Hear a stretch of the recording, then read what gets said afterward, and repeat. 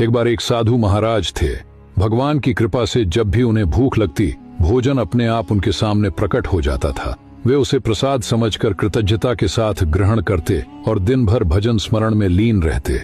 एक दिन सुबह जब साधु महाराज जागे तो उन्होंने देखा कि आज उनके सामने कोई भोजन नहीं रखा था। उन्होंने सोचा शायद थोड़ी देर में भगवान भेज देंगे। वे इंतजार करते रहे। समय बीतता गया, भूख बढ़ती गई, लेकिन प्रसाद नहीं आया। आखिर उनका धैर्य टूट गया और वे भोजन की तलाश में निकल पड़े। रास्ते में वे एक गृहस्थ के घर पहुंचे।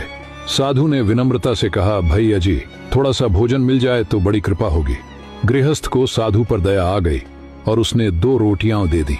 साधु महाराज ने आशीर्वाद दिया और लौटने लगे। रास्ते में उस घर का कुत्ता उनके पीछे आ गया और भौंकने लगा।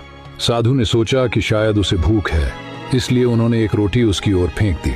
कुत्ते ने तुरंत खा ली। साधु आगे बढ़े, लेकिन कुत्ता फिर भौंकने लगा।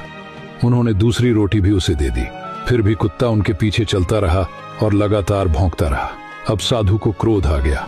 उन्होंने कहा, अरे निर्लज्ज कुत्ते, तेरे मालिक के घर से मुझे 2 रोटियां मिली थी और दोनों मैंने तुझे दे दी, फिर भी तू मुझ पर भौंक रहा है। ये सुनकर कुत्ता जैसे बोल उठा, निर्लज्ज मैं नहीं, आप हैं। मैं 2 दिन से भूखा हूं।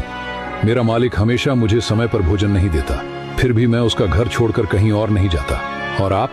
भगवान ने केवल 1 दिन परीक्षा ली और आप तुरंत दूसरे के दरवाजे पहुंच गए। कुत्ते की बात सुनकर साधु का हृदय कांप उठा। उन्हें अपनी भूल समझ आ गई। जब वे अपने आश्रम लौटे तो देखा भगवान का भेजा हुआ भोजन वहीं रखा था। भगवान केवल उनकी धैर्य और विश्वास की परीक्षा ले रहे थे।